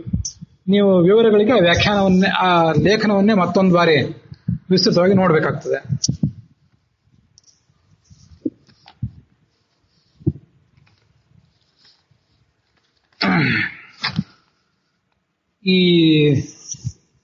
ಇದು ಮುಂದಿನ ನಾವು ನೋಡುವಂತಹ ವಿಷಯ ಏನಿದೆ ಎಲ್ಲರಿಗೂ ಕೂಡ ಉಪಯುಕ್ತವಾಗುವಂತಹ ಒಂದು ವಿಷಯ. ಬ್ರಹ್ಮಸೂತ್ರಗಳಲ್ಲಿ ಓಂ ಅಥಾತೋ ಬ್ರಹ್ಮ ಜಿಜ್ಞಾಸ ಓಂ, ಓಂ ಜನ್ಮಾದ್ಯಸ್ಯತಃ ಓಂ, ಹೀಗೆ ಸೂತ್ರಗಳ ಆರಂಭದಲ್ಲಿ ಮತ್ತು ಕೊನೆಯದಲ್ಲಿ ಒಂದೊಂದು ಕಡೆ ಓಂಕಾರವನ್ನು ಹಾಕಿರ್ತಾರೆ. ಆ ಓಂಕಾರದ ಬಗ್ಗೆ ಹಿರಿಯ ವಿದ್ವಾಂಸರಾದಂಥ ಶ್ರೀನಿವಾಸಮೂರ್ತಿ ಆಚಾರ್ಯರು ಒಂದು ಜಿಜ್ಞಾಸೆ ಇಟ್ಟಿದ್ರು. ಆ ಜಿಜ್ಞಾಸೆಯಲ್ಲಿ ಜಯತೀರ್ಥರ ನ್ಯಾಯಸುಧ, ವ್ಯಾಸರಾಜರ ಚಂದ್ರಿಕಾ ಮತ್ತು ವಾದಿರಾಜ ಸ್ವಾಮಿಗಳ ಗುರುವರ್ಥ ದೀಪಿಕಾ, ಸುಧಾಗ ವ್ಯಾಖ್ಯಾನ, ಈ ಎಲ್ಲ ಪ್ರೌಢ ಗ್ರಂಥಗಳ ಉಲ್ಲೇಖ ಏನಿದೆ, ಅದರ ಅಭಿಪ್ರಾಯ ಏನಿದೆ ಅಂತ ಅನ್ನೋದ್ರ ಬಗ್ಗೆ ಚರ್ಚೆ ನಡೆಯಿತು. ಜಯತೀರ್ಥರು ನ್ಯಾಯಸುಧಾದಲ್ಲಿ ಮೊದಲನೇ ಅಧಿಕರಣದಲ್ಲಿ ಹೇಳುವಂತೆ ಈ ಓಂಕಾರ ಉಚ್ಚಾರ ಮಾಡಿದರೆ ಅದು ಸೂತ್ರದ ಒಂದು ಭಾಗ. ಸೂತ್ರದ ಒಂದು ಭಾಗ ಆದ್ರಿಂದ ಅದಕ್ಕೆ ಸೂತ್ರದಿಂದ ಅದನ್ನು ಪ್ರತ್ಯೇಕ ಅಂತ ಹೇಳಲಿಕ್ಕೆ ಬರೋದಿಲ್ಲ. ಇಷ್ಟನ್ನ ಜಯತೀರ್ಥರು ಹೇಳಿದ್ದಾರೆ. ಜಯತೀರ್ಥರ ವಾಕ್ಯ ನಂಗೆ ನೆನಪಿಲ್ಲ. ಓಂಕಾರಗಳು ಸೂತ್ರದ ಒಂದು ಭಾಗ ಅಂತ ಆದ್ರೆ ಸೂತ್ರಕ್ಕೇನು ಅರ್ಥ ಇರ್ತದಲ್ಲ, ಆ ಸೂತ್ರದ ಅರ್ಥದಲ್ಲಿ ಓಂಕಾರದ ಅರ್ಥವು ಬರಬೇಕಲ್ಲ. ಓಂಕಾರ ಸಮೇತವಾಗಿ ಸೂತ್ರಕ್ಕೆ ಅರ್ಥ ಹೇಳಬೇಕಲ್ಲ. ಅದು ಹೇಗೆ ಹೇಳ್ತೀರಿ ಅಂತ ಒಂದು ವಿಸ್ತೃತವಾದಂಥ ಪ್ರಶ್ನೆ. ಈ ಓಂ ಜನ್ಮಾದ್ಯಸೇತಃ ಓಂ ಅಂತ ಮೊದಲನೇ ಸೂತ್ರ. ಅದರಲ್ಲಿ ಈ ಕೆಲವರ ಅಭಿಪ್ರಾಯದಂತೆ ವೇದವ್ಯಾಸ ದೇವರೇ ಒಂದು ಓಂಕಾರವನ್ನು ಅಲ್ಲಿ ಪ್ರಯೋಗ ಮಾಡಿದ್ದಾರೆ. ಒಂದು ಓಂಕಾರ ಈಗಾಗಲೇ ಅಲ್ಲಿದೆ. ಆದ್ರಿಂದ ನಾವು ಅದನ್ನು ಹೇಳುವವರು ಓಂ ಓಂ ಅಥಾತೋ ಬ್ರಹ್ಮ ಜಿಜ್ಞಾಸ ಓಂ ಅಂತ ಹೇಳಬೇಕು. ಯಾಕಂದ್ರೆ ಸೂತ್ರದ ಆದ್ಯಂತದಲ್ಲಿ ಮತ್ತೆ ನಾವು ಸೇರಿಸ್ಕೋಬೇಕು ಅಂತಿದೆ ಅಲ್ಲಿ. ವೇದವ್ಯಾಸ ದೇವರು ಹೇಳಿದ್ದು ಒಂದು, ಮತ್ತೆ ಅದಲ್ಲದೆ ನಾವು ಸೇರಿಸ್ಕೊಳ್ಬೇಕಾದ್ದು ಹಿಂದೊಂದು ಮುಂದೊಂದು ಅಂತ ಈ ಕೆಲವರು ಅಭಿಪ್ರಾಯ ಪಡ್ತಾರೆ. ಈ ಓಂಕಾರವನ್ನು ಆದ್ಯಂತದಲ್ಲಿ ಸೇರಿಸದೇ ಇದ್ರೆ ಏನಾಗ್ತದೆ? ಸ್ರವತ್ಯನೋಂಕೃತಂ ಬ್ರಹ್ಮ ಪರಸ್ತಾಚ್ಯ ವಿಷೀಯತೆ ಅಂತ ಒಂದು ಮಾತು. ಅದಲ್ಲೇ ಜಯಚಿತ್ರ ನ್ಯಾಯಸುಧಾದಲ್ಲೇ ಬರುವಂತಹ ಒಂದು ಮಾತು. ಬ್ರಹ್ಮ ಯಾವುದೇ ವೇದ ವಾಣಿಯನ್ನ ಅಥವಾ ಪವಿತ್ರವಾದ ಮಂತ್ರವನ್ನ ಓಂಕಾರ ಸಮೇತವಾಗಿ ಉಚ್ಚರಿಸದಿದ್ದರೆ, ಆದಿಯಲ್ಲಿ ಓಂಕಾರ ಅಂತ್ಯದಲ್ಲಿ ಓಂಕಾರವಿಲ್ಲದಿದ್ದರೆ ಸ್ರವತಿ, ಅದು ಸೋರಿ ಹೋಗ್ತದೆ. ಆದಿಯಲ್ಲಿ ಓಂಕಾರ ಇಲ್ಲದೆ ಇದ್ರೆ ಸೋರಿ ಹೋಗ್ತದೆ, ಕೊನೆಯಲ್ಲಿ ಓಂಕಾರ ಇಲ್ಲದೆ ಇದ್ರೆ ನಾಶ ಆಗಿ ಹೋಗ್ತದೆ ಅಂತ ಈಗೇನೋ ಮಾತು ಬರೋ ಒಂದು ಶ್ಲೋಕ ಅಲ್ಲಿ ಕಾಣಿಸ್ತದೆ. ಸುಧಾದಲ್ಲಿ ಹೀಗೆಲ್ಲ ಒಂದು ಕಾಣಿಸ್ತದೆ. ಅಲ್ಲಿ ಆ ಬ್ರಹ್ಮ ಸೋರಿ ಹೋಗ್ತದೆ ಅಂತಿದೆಯಲ್ಲ, ಬ್ರಹ್ಮ ಸೋರಿ ಹೋಗೋದು ಅಂದ್ರೆ ಏನು? ಅದಕ್ಕೆ ರಾಘವೇಂದ್ರ ಸ್ವಾಮಿಗಳು ಮೊದಲಾದವರು ಏನು ಪುಣ್ಯ ಪ್ರಾಪ್ತಿ ಆಗಬೇಕೋ ಪುಣ್ಯ ಪ್ರಾಪ್ತಿ ಆಗೋದಿಲ್ಲ, ಮತ್ತೆ ಪಾಪ ಕೂಡ ಪ್ರಾಪ್ತ ಆಗ್ತದೆ ಅಂತ ಅರ್ಥವನ್ನು ಹೇಳ್ತಾರೆ. ಈ ವಿಷಯ ಅಲ್ಲಿ ಚರ್ಚೆಗೆ ಬಂತು. ಇದಕ್ಕೆ ಸಂಬಂಧಪಟ್ಟಂತೆ ವಿದ್ಯಾಪೀಠದ ಅಧ್ಯಾಪಕರು ರಂಗನಾಥಾಚಾರ್ಯ ಗಣಾಚಾರಿ, ಗುರುರಾಜಾಚಾರ್ಯ ಕಲ್ಕೂರ್, ಮತ್ತೆ ಪೂರ್ಣಪ್ರಜ್ಞಾಚಾರ್ಯ ಗಣಾಚಾರಿ ಇವರೆಲ್ಲ ಕೂಡ ಪಾಲ್ಗೊಂಡಿದ್ರು. ವ್ಯಾಸಮುನಿ ಆಚಾರ್ಯ ಕೂಡ ಅಲ್ಲಿ ಪಾಲ್ಗೊಂಡಿದ್ರು. ಆನಂದತೀರ್ಥಾಚಾರ್ಯ ನಾಗಸಂಪಿಗೆಯವರು, ಅಯೋಧನ ಪುರಾಣಿಕರು, ಶ್ರೀ ಶ್ರೀನಿವಾಸಮೂರ್ತಿ ಆಚಾರ್ಯ ಇವರೆಲ್ಲ ಇದ್ರು. ಸ್ವಾಮಿಗಳು ಆ ಚರ್ಚೆಯಲ್ಲಿ ಪಾಲ್ಗೊಳ್ಳಿಕ್ಕೆ ಇನ್ನೂ ಬಂದಿರಲಿಲ್ಲ, ಕೊನೆಯ ಹಂತಕ್ಕೆ ಬಂದರು. ಪುಣ್ಯ ಪ್ರಾಪ್ತಿ ಆಗೋದಿಲ್ಲ, ಓಂಕಾರ ಉಚ್ಚಾರ ಮಾಡದೇ ಇದ್ರೆ ಪುಣ್ಯ ಪ್ರಾಪ್ತಿ ಆಗೋದಿಲ್ಲ, ಪಾಪ ಪ್ರಾಪ್ತಿ ಆಗ್ತದೆ ಅಂತ ಹೀಗೇನೋ ಒಂದು ಅರ್ಥವನ್ನು ಹೇಳಿದ್ರು. ಆ ಅರ್ಥ ಅಷ್ಟು ಉಚಿತ ಅಲ್ಲ. ಓಂಕಾರ ಸಮೇತವಾಗಿ ಯಾವ್ದಾದ್ರು ಮಂತ್ರವನ್ನು ಹೇಳದೆ ಹೋದ್ರೆ ಬ್ರಹ್ಮಜ್ಞಾನ ಬರೋದಿಲ್ಲ ಅಂತ ಅರ್ಥ ಅಂತ ನಾನು ಒಂದು ಅದಕ್ಕೆ ಅರ್ಥ ಹೇಳಿದೆ. ಬ್ರಹ್ಮ ಸರ್ವತ್ಯನೋಂಕೃತಂ ಬ್ರಹ್ಮ, ಬ್ರಹ್ಮ ಅಂದ್ರೆ ವೇದ. ಆ ವೇದ ಸೋರಿ ಹೋಗೋದಂದ್ರೆ ಏನು? ಪುಣ್ಯ ಪ್ರಾಪ್ತಿ ಆಗೋದಿಲ್ಲ ಅಂತ ಅರ್ಥ ಅಲ್ಲ, ಹೊರತು ವೇದ ಜ್ಞಾನ ಸರಿ ಆಗೋದಿಲ್ಲ ಅಂತ ಅರ್ಥ. ನಮಗದ್ರಿಂದ ಏನು ಒಂದು ಪರೋಕ್ಷ ಜ್ಞಾನ ಆಗಬೇಕು, ಅದಾದ್ಮೇಲೆ ಏನು ಅಪರೋಕ್ಷ ಜ್ಞಾನ ಆಗಬೇಕು, ಅವೆರಡೂ ಆಗೋದು ತಪ್ಪಿ ಹೋಗ್ತದೆ ಅಂತ ಅರ್ಥ ಅಂತ ನಾನು ಹೇಳಿದೆ. ರಾಘವೇಂದ್ರ ಸ್ವಾಮಿಗಳು ಮೊದಲಾದವರು ಪುಣ್ಯ ಪ್ರಾಪ್ತಿ ಆಗೋದಿಲ್ಲ, ಪಾಪ ಪ್ರಾಪ್ತಿ ಆಗ್ತದೆ ಅಂತ ಈಗೆಲ್ಲ ಅರ್ಥ ಹೇಳಿದ್ದಾರೆ. ಹಾಗಿರುವಾಗ ವೇದ ಜ್ಞಾನ ಸರಿ ಆಗೋದಿಲ್ಲ ಅಂತ ನೀವು ಹೇಗೆ ಹೇಳ್ತೀರಿ? ಅದಷ್ಟು ಉಚಿತ ಆಗೋದಿಲ್ವಲ್ಲ ಅಂತ ಎದುರಿಗಿದ್ದವ್ರು ಕೇಳಿದರು. ರಾಘವೇಂದ್ರ ಸ್ವಾಮಿಗಳು ಹಾಗೆ ಹೇಳಲಿ, ಅದು ತಪ್ಪನ್ನು ನಾನು ಹೇಳಲಿಲ್ಲ. ಈ ಅರ್ಥ ಹೇಳಬಾರ್ದು ಅಂತ ಏನಿದೆ? ಯಾಕೆಂದ್ರೆ ಯದೇವ ವಿದ್ಯೆಯ ಕರೋತಿ ತದೇವ ವೀರ್ಯವತ್ತರಂ ಭವತಿ. ತತ್ವಜ್ಞಾನ ಆಗ್ಲಿಕ್ಕೂ ಕೂಡ ಪರೋಕ್ಷ ಜ್ಞಾನ ಅಂದ್ರೆ ಈಗ ನಮಗೆಲ್ಲ ಇರೋದು ಪರೋಕ್ಷ ಜ್ಞಾನ. ಶಾಸ್ತ್ರವನ್ನು ಕೇಳ್ತಾ ಇದ್ದೀವಿ, ಕೇಳೋದ್ರ ಮೂಲಕ ಜ್ಞಾನ ಬಂತು, ನಮಗೆ ಒಳಗಿನ್ನೂ ಏನು ಕಂಡಿಲ್ಲ. ಈ ಶಾಸ್ತ್ರಗಳನ್ನು ಓದಿದ್ರಿಂದ ಬರಬೇಕಾದ ಜ್ಞಾನ ಮತ್ತು ಅಪರೋಕ್ಷ ಜ್ಞಾನ ಇವೆರಡೂ ಬರ್ಲಿಕ್ಕೂ ಕೂಡ ಶ್ರವಣ ಮೊದಲಾದವುಗಳನ್ನು ಮಾಡುವಾಗ ವಿಧಿಪೂರ್ವಕವಾಗಿ ಶ್ರವಣ ಮಾಡಬೇಕು. ವಿಧಿಪೂರ್ವಕವಾಗಿ ಶ್ರವಣ ಮಾಡದೆ ಹೋದ್ರೆ ಸರಿಯಾಗಿ ಕರ್ಮ ಬರೋದೇ ಇಲ್ಲ, ಜ್ಞಾನ ಬರೋದೇ ಇಲ್ಲ. ಕರ್ಮಣ ಜ್ಞಾನ ಮಾತನೋತಿ, ಜ್ಞಾನೇನ ಅಮೃತಿ ಭವತಿ ಅಂತ ವೇದವಾಕ್ಯ ಇದೆ. ನಾವು ಕರ್ಮಗಳನ್ನು ವಿಧಿಪೂರ್ವಕವಾಗಿ ಮಾಡಿದ್ರಷ್ಟೇ ಜ್ಞಾನ ಆಗೋದು. ವಿಧಿಪೂರ್ವಕವಾಗಿ ಮಾಡಬೇಕು ಅನ್ನೋದ್ರಲ್ಲಿ ನಾವು ಮಾಡಬೇಕಾದ ಮಡಿ ಮೇಲಿಗೆ ಇತ್ಯಾದಿಗಳು ಹೇಗೆ ಸೇರ್ಕೊಂಡಿವೆಯೋ ಹಾಗೆ ಇದು ಕೂಡ ಸೇರ್ಕೊಂಡಿದೆ. ಓಂಕಾರವನ್ನು ಆದ್ಯಂತದಲ್ಲಿ ಸೇರಿಸಬೇಕು ಅಂತ ಅನ್ನೋದು ಕೂಡ ಒಂದು ವಿಧಾನವೇ. ಅದಿಲ್ಲದೆ ಹೋದರೆ ಸರಿಯಾಗಿ ತತ್ವಜ್ಞಾನ ಆಗೋದೇ ಇಲ್ಲ. ಅದೊಂದು ಬ್ರಹ್ಮ ವಿಶೀರ್ಯತೆ ಅಂತಂದ್ರೆ ಪುಣ್ಯ ಪ್ರಾಪ್ತಿ ಆಗ್ತದೆ ಆಗೋದಿಲ್ಲ ಅಂತ ಅನ್ನೋದು ವಿಷಯ ಸರಿಯೇ, ಬ್ರಹ್ಮಜ್ಞಾನ ಆಗೋದಿಲ್ಲ ಅಂತ ಅರ್ಥ ಹೆಚ್ಚು ಉಚಿತ ಅಂತ ನಾನು ಹೇಳಿದೆ. ಈ ಅರ್ಥವನ್ನು ಹಯೋಧನ ಪುರಾಣಿಕರು ಹಾಗೆ ಅರ್ಥ ಹೇಳೋದೇ ಉಚಿತ ಅಂತ ನನ್ನ ಪಕ್ಷವನ್ನ ಅನುಮೋದಿಸಿದರು. ಇದು ಒಂದು ವಿಷಯ ಅಲ್ಲಿ ಬಂದ ಚರ್ಚೆ.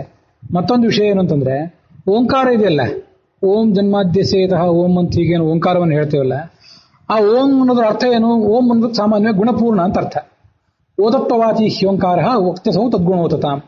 ಸಾಮಾನ್ಯವಾಗಿ ಎಲ್ಲಾ ಕಡೆ ಓಂಕಾರಕ್ಕೆ ಜಗತ್ತಿನಲ್ಲಿ ಪ್ರವಿಷ್ಟ ಹೀಗೆಲ್ಲ ಅರ್ಥಗಳಿವೆ. ಅದೆಲ್ಲ ಇರಲಿ, ಓಂ ಅಂದ್ರೆ ಗುಣಪೂರ್ಣ ಅಂತ ಅರ್ಥ. ಓಂ ಅಥಾತೋ ಬ್ರಹ್ಮ ಜಿಜ್ಞಾಸ ಓಂ ಅಂತಂದ್ರೆ ಈ ಬ್ರಹ್ಮ ಗುಣಪೂರ್ಣವಾಗಿದೆ. ಜಗತ್ತಿನಲ್ಲಿ ಈ ಬ್ರಹ್ಮನಂತೆ ಗುಣಪೂರ್ಣವಾದದ್ದು ಯಾವುದೂ ಇಲ್ಲ. ಆದ್ರಿಂದ ಬ್ರಹ್ಮನ ಬಗ್ಗೆ ಜಿಜ್ಞಾಸೆ ಮಾಡಬೇಕು. ಉಳಿದದ್ದು ಯಾವುದು ಗುಣಪೂರ್ಣ ಅಲ್ಲ ಅಂದಮೇಲೆ ಅದ್ರ ಬಗ್ಗೆ ಜಿಜ್ಞಾಸೆ ಮಾಡಿ ಏನು ಉಪಯೋಗ? ಹೀಗೆ ಅರ್ಥ ಅದಕ್ಕೆ. ಹೀಗೆ ಓಂಕಾರಕ್ಕೆ ಬ್ರಹ್ಮ ಜಿಜ್ಞಾಸ ಅಂತ ಬ್ರಹ್ಮ ಶಬ್ದ ಇದೆ ಸೂತ್ರದಲ್ಲಿ. ಅದಕ್ಕೆ ಓಂಕಾರವನ್ನು ವಿಶೇಷಣವನ್ನಾಗಿ ಮಾಡಿಕೊಂಡ್ರೆ ಗುಣಪೂರ್ಣವಾದ ಬ್ರಹ್ಮ ಇರೋದರಿಂದ, ಬ್ರಹ್ಮವು ಗುಣಪೂರ್ಣವಾಗಿರೋದ್ರಿಂದ, ಪರಮಾತ್ಮ ಗುಣಪೂರ್ಣನಾಗಿರೋದ್ರಿಂದ ಅವನ ಬಗ್ಗೆ ಜಿಜ್ಞಾಸೆ ಮಾಡಬೇಕು. ಮುಂದಿನ ಎಲ್ಲ ಕಡೆ ಓಂ ಜನ್ಮಾದ್ಯಸೇತಃ ಓಂ, ಓಂ ಶಾಸ್ತ್ರೀಯೋನಿತ್ವಾತ್ ಓಂ ಅಂತ ಸೇರಿಸ್ಕೊಳ್ಳೋದಿದೆಯಲ್ಲ, ಆ ಓಂಕಾರ ಅಂತ ಅನ್ನೋದು ಸೂತ್ರದ ಅರ್ಥದಲ್ಲಿ ಪ್ರವಿಷ್ಟವಾದದ್ದಲ್ಲ, ಶಾಸ್ತ್ರದ ವಿಧಾನ ಆಗಿದೆ. ಈಗ ಪಾಠ ಪ್ರವಚನ ಮಾಡುವಾಗ, ಶ್ರವಣ ಮಾಡುವಾಗ, ಪಾಠ ಹೇಳುವಾಗ ಕೂತ್ಕೋಬೇಕು ಹೇಗೆ? ಸುಖಾಸನ, ವೀರಾಸನ, ಪದ್ಮಾಸನ ಮೊದಲಾದ್ರೂ ಕೂತ್ಕೋಬೇಕು. ಮಲ್ಕೊಳ್ಬಾರ್ದು, ಅಡ್ಡ ಮಲಗಿ ಪಾಠ ಹೇಳಬಾರ್ದು, ಕೇಳಬಾರ್ದು, ಪ್ರವಚನ ಹೇಳಬಾರ್ದು, ಪ್ರವಚನ ಕೇಳಬಾರ್ದು. ಪ್ರವಚನ ಹೇಳಲಿಕ್ಕೆ ಕೇಳಲಿಕ್ಕೆ ಹೇಗೆ ಕೂತ್ಕೋಬೇಕು, ಏನು ಮಡಿ ಮೇಲಿಗೆ ಶುದ್ಧಿ ಎಲ್ಲ ಇರಬೇಕು ಅಂತ ಅನ್ನೋದೊಂದು ವಿಧಾನವೋ ಹಾಗೆ ಓಂಕಾರವು ಕೂಡ ಒಂದು ವಿಧಾನ ಅಷ್ಟೇ. 2ನೇ ಸೂತ್ರ 3ನೇ ಸೂತ್ರಗಳಿಗೆ ಇವಕ್ಕೆಲ್ಲದೂ ಕೂಡ ಹೊರತು ಸೂತ್ರದ ಅರ್ಥದಲ್ಲಿ ಆ ಓಂಕಾರಕ್ಕೇನು ಸಂಬಂಧ ಇಲ್ಲ ಅಂತ ಒಂದು ಪಕ್ಷ ಇದೆ. ಸಾಮಾನ್ಯವಾಗಿ ವ್ಯಾಸರಾಜರು ಚಂದ್ರಿಕಾದಲ್ಲಿ ಈ ಪಕ್ಷವನ್ನು ಪ್ರತಿಪಾದನೆ ಮಾಡ್ತಾರೆ ಅಂತ ಅಲ್ಲಿ ವಿಷಯ ಬಂತು. ಆದರೆ ಹಯೋಧನ ಪುರಾಣಿಕರು ವಾದರಾಜ ಸ್ವಾಮಿಗಳು ನ್ಯಾಯಸುಧೆಯ ಟಿಪ್ಪಣಿ ಗುರುವರ್ಥ ದೀಪಿಕಾದಲ್ಲಿ 1ನೇ ಸೂತ್ರದಿಂದ ಹಿಡಿದು ಕೊನೆಯ ಸೂತ್ರ ತನಕ ಪ್ರತಿಯೊಂದು ಕಡೆಯೂ ಕೂಡ 2 ಓಂಕಾರಗಳು ಆ ಸೂತ್ರದ ಅರ್ಥದಲ್ಲಿಯೇ ಪ್ರವೇಶವನ್ನು ಪಡ್ಕೊಂಡಿವೆ ಅಂತ ಹೇಳಿದರು. ಆದ್ದರಿಂದ ಚಂದ್ರಿಕಾದಲ್ಲಿ ವ್ಯಾಸರಾಜರ ಅಭಿಪ್ರಾಯ ಏನಿದೆ ಅದಕ್ಕಿಂತ ವಾದರಾಜರ ಅಭಿಪ್ರಾಯವೇ ನಮಗೆ ಹೆಚ್ಚು ಮನವರಿಕೆ ಆಗ್ತದೆ ಅಂತ ಹೇಳಿದರು. ನನಗೂ ಹಾಗೆ ಕಾಣಿಸ್ತು. ಇನ್ನ ಈ ಎಲ್ಲ ವಿಷಯಗಳನ್ನು ನೀವು ಯಾವ ಸ್ಪಿರಿಟ್ನಲ್ಲಿ ತಗೊಳ್ಬೇಕು ಅಂತಂದ್ರೆ, ಇಲ್ಲಿ ವ್ಯಾಸರಾಜನ ಖಂಡನೆ ಮಾಡ್ತೀವಂತಲ್ಲ, ಅವ್ರನ್ನ ಖಂಡನೆ ಮಾಡ್ಲಿಕ್ಕೆ ನಾವ್ಯಾರ? ನಮ್ದೇನು ಶಕ್ತಿ? ನಮಗೀಗ ಎಲ್ಲಾ ಟಿಪ್ಪಣಿಗಳನ್ನು ನೋಡುವಾಗ ಯಾವ ಟಿಪ್ಪಣಿ ಮನಸ್ಸಿಗೆ ಹಿಡಿಸ್ತದೆ ಅದನ್ನ ನಿಸ್ಸಂಕೋಚವಾಗಿ ಅಲ್ಲಿ ಹೇಳಬೇಕು ಸೆಮಿನಾರ್ನಲ್ಲಿ. ಇದರಲ್ಲಿ ಹೀಗೆ ಅನುಭೂತಿ ಕಾಣಿಸ್ತಿದೆಯಲ್ಲ, ಹೀಗೆ ಇದರಲ್ಲಿ ಅನೌಚಿತ್ಯ ಕಾಣಿಸ್ತಿದೆಯಲ್ಲ, ಇದರಲ್ಲಿ ಯುಕ್ತತೆ ಕಾಣಿಸ್ತಾ ಇದೆಯಲ್ಲ ಅಂತ ಸ್ಪಷ್ಟವಾಗಿ ಹೇಳಬೇಕು. ಗುರುಗಳ ಮುಂದೆ ಶಿಷ್ಯನಾದವನು ಸಂಶಯವನ್ನ ಹೀಗ್ಯಾಕಾಗಿರಬಾರ್ದು ಅಂತ ದೃಢವಾಗಿ ಪಟ್ಟು ಬಿಡದ ಕೇಳಬೇಕಂತ. ಶಿಷ್ಯೋಪಿ ಪೂರ್ವಪಕ್ಷಸ್ಥಃ ತದೇವಾತ್ಮಮತಂ ಬ್ರುವನ್ ನೈವ ದುಷ್ಯತ್ಯಸತ್ಯೇನ ಸ್ಥಿರತ್ವಾರ್ಥಂ ಹಿ ತದ್ವಚಃ ಅಂತ ಭಾಗವತ ತಾತ್ಪರ್ಯದ ಮಾತು. ಗುರುಗಳ ಎದುರಿಗೆ ಪಾಠ ಕೇಳಲಿಕ್ಕೆ ಕೂತ ಶಿಷ್ಯ ಪ್ರಶ್ನೆ ಮಾಡಬೇಕು, ಗುರು ಅದಕ್ಕೆ ಉತ್ತರ ಕೊಡಬೇಕು. ಇವನು ಪ್ರಶ್ನೆ ಮಾಡುವಾಗ ಸುಮ್ಮನೆ ಜಾಳಾಗಿ ಪ್ರಶ್ನೆ ಮಾಡಬಾರ್ದು, ದೃಢವಾಗಿ ಪ್ರಶ್ನೆ ಮಾಡಬೇಕು. ಹೀಗೆ ಯಾಕೆ ಆಗಬಾರ್ದು, ನೀವು ಹೇಳಿದ್ದೆ ಯಾಕೆ ಸರಿ ಆಗ್ಬೇಕು ಅಂತ ಕೇಳಬೇಕು. ದೋಷ ಇಲ್ಲ ಅದರಿಂದ. ಯಾಕಂದ್ರೆ ಈ ಶಿಷ್ಯನಿಗೆ ಕುಹಕ ಬುದ್ಧಿ ಇರೋದಿಲ್ಲ, ತನ್ನ ತತ್ವಜ್ಞಾನ ದೃಢ ಆಗ್ಬೇಕು ಅಂತ ಕೇಳ್ತಿರ್ತಾನೆ. ಮತ್ತೆ ಹಾಗಿದ್ದೇ ಇದ್ದಾಗ ನಾವು ವ್ಯಾಸರಾಜನ ಬಿಟ್ಟು ಮತ್ತೆ ಯಾರನ್ನು ಕೇಳೋದು ಇದಕ್ಕೆ ಸಂಬಂಧಪಟ್ಟಂತೆ? ಆದ್ರಿಂದ ವ್ಯಾಸರಾಜರ ಅಭಿಪ್ರಾಯಕ್ಕಿಂತ ನಮಗೆ ವಾದರಾಜರ ಅಭಿಪ್ರಾಯ ಹೆಚ್ಚು ಉಚಿತವಾಗಿ ಕಾಣಿಸ್ತಾ ಇದೆ ಅಂತ ಹಯೋಧನ ಪುರಾಣಿಕರ ಅಭಿಪ್ರಾಯ ಪಟ್ಟರು. ನನಗೂ ಹಾಗೆ ಕಾಣಿಸ್ತು. ಆಯ್ತು, ಏನದ ಅರ್ಥ ಅದು ನೋಡೋಣ.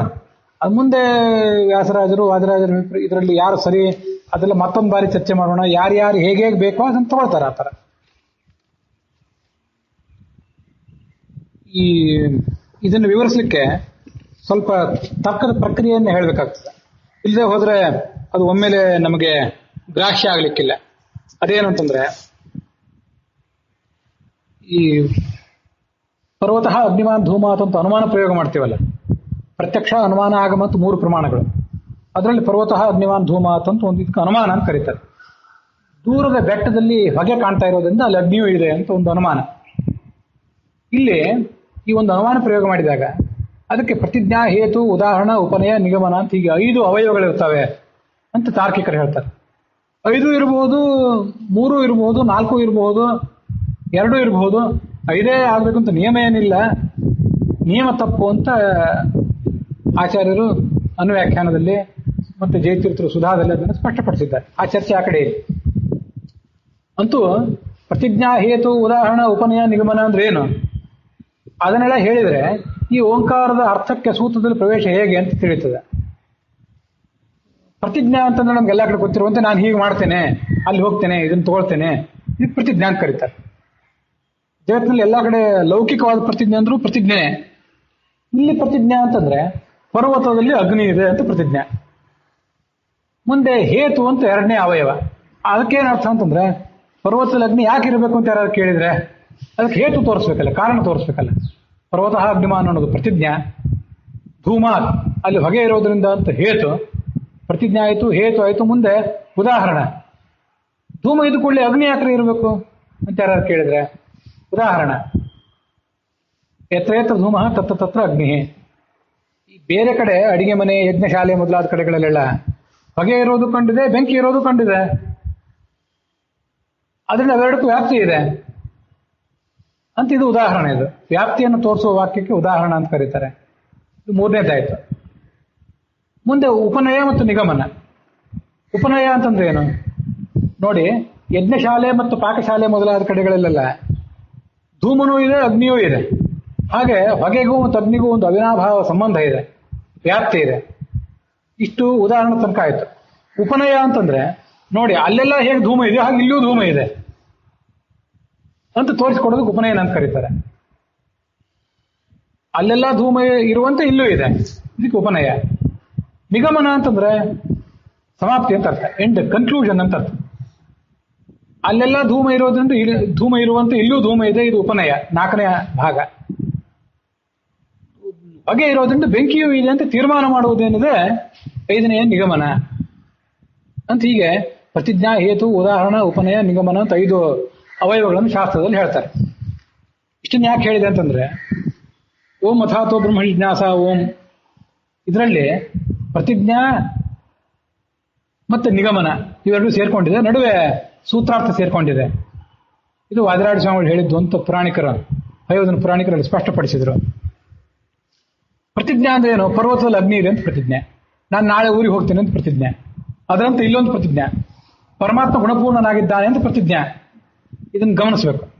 ವಿದ್ವಾಂಸರಾದವರಿಗೂ ವಿದ್ವಾಂಸರು ಅಲ್ಲದೇ ಇದ್ದವ್ರಿಗೆ ಎಲ್ಲರಿಗೂ ಬಹಳ ಮಹತ್ವದ್ದಿದೆ. ನಮ್ಮ ಶಾಸ್ತ್ರದ ಉದ್ದೇಶ ಏನು? ವಿಷ್ಣು ಸರ್ವೋತ್ತಮತ್ವೇ ಸರ್ವಾಗಮಾನಾಂ ತಾತ್ಪರ್ಯಂ ನೈವ ಅನ್ಯತ್ತ ಸತ್ಯಂ. ಭಗವಂತನ ಗುಣೋತ್ಕರ್ಷವನ್ನು ಹೇಳೋದು ತಾತ್ಪರ್ಯ, ಉಳಿದುದೇನು ಇಲ್ಲವೇ ಇಲ್ಲ. ಪ್ರತಿಯೊಂದು ಋಕ್, ಪ್ರತಿಯೊಂದು ಅಷ್ಟಕ, ಮಂಡಲ, ಸೂಕ್ತ, ವಾಕ್ಯ, ಪದ, ಕೊನೆಗೆ ಅಕ್ಷರಗಳು ಕೂಡ ಪರಮಾತ್ಮನ ಗುಣವೈಭವವನ್ನು ಹೇಳ್ತವೆ. ನ ಅಂದ್ರೆ ಬಲವನ್ನು ಹೇಳ್ತದೆ, ಶ ಅಂದ್ರೆ ನಿಯಾಮಕ ಅಂತ ಹೇಳ್ತದೆ. ಮತ್ತೊಂದು ಯಾವ್ದು ಕ ಅಂತ ಪ್ರಯೋಗ ಮಾಡಿದ್ರು, ಚ ಅಂತ ಪ್ರಯೋಗ ಮಾಡಿದ್ರು, ಅದೆಲ್ಲವೂ ಪರಮಾತ್ಮನ ಬಲವನ್ನೇ ಹೇಳೋದು, ಒಂದು ಗುಣವನ್ನೇ ಹೇಳೋದು.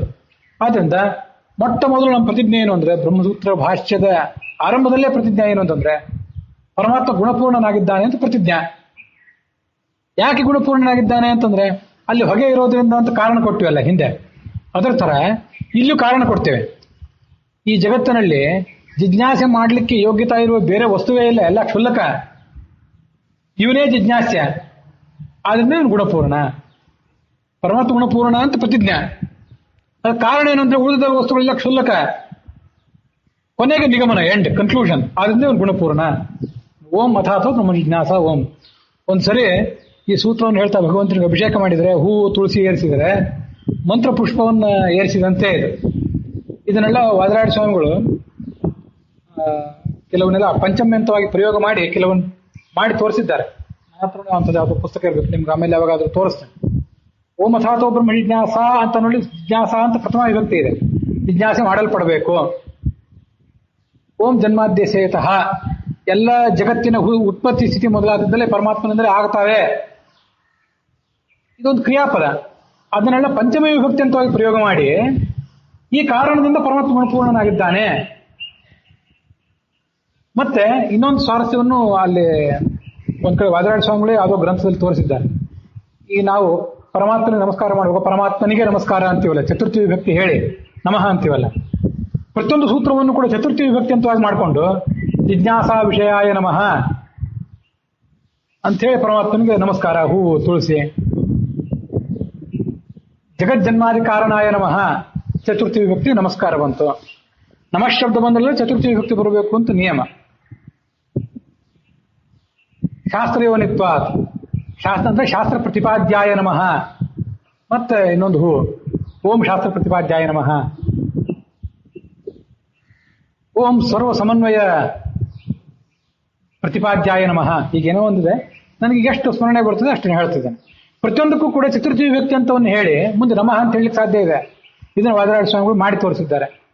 ಹಾಗೆ ಪಂಚಮಿ ವಿಭಕ್ತಿ ಅಂತವಾಗಿ ತೋರ್ಕೊಂಡು ಅದನ್ನೊಂದು ಹೇತುವನ್ನಾಗಿ ಮಾರ್ಪಡಿಸಲಿಕ್ಕೆ ಸಾಧ್ಯ ಇದೆ. ಹೇತು ಯಾಕೆಂದ್ರೆ ಪರಮಾತ್ಮ ಗುಣಪೂರ್ಣ ಸಾಧನೆ ಮಾಡಲಿಕ್ಕೆ. ಪರಮಾತ್ಮ ಗುಣಪೂರ್ಣ ಅಂತ ಪ್ರತಿಜ್ಞೆ ಮುಂದೆ ಆ ಸೂತ್ರದಲ್ಲಿ ಸೂಚಿತವಾಗುವ ಒಂದು ಕಾರಣ ಪಂಚಮಿ ವಿಭಕ್ತಿ ಅಂತವಾಗಿ, ಮತ್ತೆ ಕೊನೆಗೆ ಕನ್ಕ್ಲೂಷನ್. ಆದ್ರಿಂದ ಪರಮಾತ್ಮ ಗುಣಪೂರ್ಣ. ಆದ್ರಿಂದ ಒಟ್ಟಾರೆ 564 ಅಥವಾ 562 ಸೂತ್ರದ ಸಂಖ್ಯೆಯಲ್ಲಿ ಎಷ್ಟೇ ವಿವಾದಗಳಿರಲಿ, ಏನೇ ಕೋಲಾಹಲಗಳಿರಲಿ, ಎಲ್ಲಾ ಸೂತ್ರಗಳು ಕೂಡ ಪರಮಾತ್ಮನ ಗುಣಪೂರ್ಣ ಯಾಕೆ ಅನ್ನೋದು ಕಾರಣವನ್ನು ಹೇಳ್ತವೆ. ಆದ್ರಿಂದ ಪ್ರತಿಯೊಂದು ಓಂಕಾರಕ್ಕೂ ಕೂಡ ಸೂತ್ರದ ಆದಿಯಲ್ಲಿರುವ ಓಂಕಾರಕ್ಕೆ ಪ್ರತಿಜ್ಞಾ ಅಂತ ಅರ್ಥ. ಸೂತ್ರ ಕಾರಣವನ್ನು ಹೇಳ್ತದೆ, ಕೊನೆಯ ಓಂಕಾರ ಕನ್ಕ್ಲೂಷನ್ ಹೇಳ್ತದೆ. ಹೀಗೆ ಪ್ರತಿಯೊಂದು ಸೂತ್ರವೂ ಕೂಡ ಒಂದೊಂದು ಯುಕ್ತಿಯನ್ನು ಹೇಳ್ತದೆ ಅಂತ ವಾದರಾಜ ಸ್ವಾಮಿಗಳು ಗುರುವರ್ಥ ದೀಪಿಕಾದಲ್ಲಿ ಹೇಳಿದ್ದಾರೆ ಅಂತ ಪುರಾಣಿಕರು ಹೇಳಿದರು. ಸ್ವಾಮಿಗಳು ಅಷ್ಟೊತ್ತಿಗೆ ಬಂದರು. ನೋಡ್ಬೇಕು, ನಾನು ಗುರುವರ್ಥ ದೀಪಿಕಾ ನೋಡ್ಬೇಕು, ನೋಡಿ ಅದನ್ನು ವಿಚಾರ ಮಾಡಬೇಕು, ನನಗೆ ನೆನಪಿಲ್ಲ ಅಂತ ಅವರು ಕೂಡ ಹೇಳಿದರು. ಗುರುವರ್ಥ ದೀಪಿಕಾ ನಮ್ಮಂಥವ್ರು ವಿದ್ವಾಂಸ ಎಷ್ಟೆಷ್ಟು ಜನ ಬಾರಿ ಓದಿರ್ತೇವೆ, ನಮಗೆ ನೆನಪಿರೋದಿಲ್ಲ. ಎಲ್ಲವನ್ನೂ ನೆನಪಿಟ್ಕೊಂಡಂಥ ಆ ಅಯೋಧನ ಪುರಾಣಿಕರು ಅದನ್ನ ಆ ಕಾಲದಲ್ಲಿ ಹೇಳಿದ್ದು ಹಿರಿಯ ವಿದ್ವಾಂಸರಾದ ಶ್ರೀನಿವಾಸಮೂರ್ತಿ ಆಚಾರ್ಯರಿಗೆ ಮನಸ್ಸಿಗೆ ಬಹಳ ಮನವರಿಕೆ ಆಯಿತು. ಈಗ ಎಲ್ಲ ಸ್ಪಷ್ಟ ಆಯಿತು, ನಾವು ಬಹಳ ಸಂತೋಷ ಆಯಿತು ಅಂತ ಅವರು ಪೂರ್ಣವಾದ ಮನಸ್ಸಿನಿಂದ ಆ ಅಯೋಧನ ಪುರಾಣಿಕರಿಗೆ ನಮಸ್ಕರಿಸಿದರು. ನಾನೂ ಕೂಡ ನಷ್ಟೋ ಮೋಹ ಸ್ಮೃತಿ ಲಬ್ಧ, ನಮಗಿರುವ ತಪ್ಪು ತಿಳುವಳಿಕೆ ಅದಕ್ಕೆ ಸಂಶಯಗಳೆಲ್ಲ ಕೊನೆಗಂಡು ನಿಮ್ಮಂಥ ಹಿರಿಯ ವಿದ್ವಾಂಸರ ಜೊತೆ ಚರ್ಚೆ ಮಾಡಿ ಅಂತ ನಾನು ಕೂಡ ಹೇಳಿದೆ.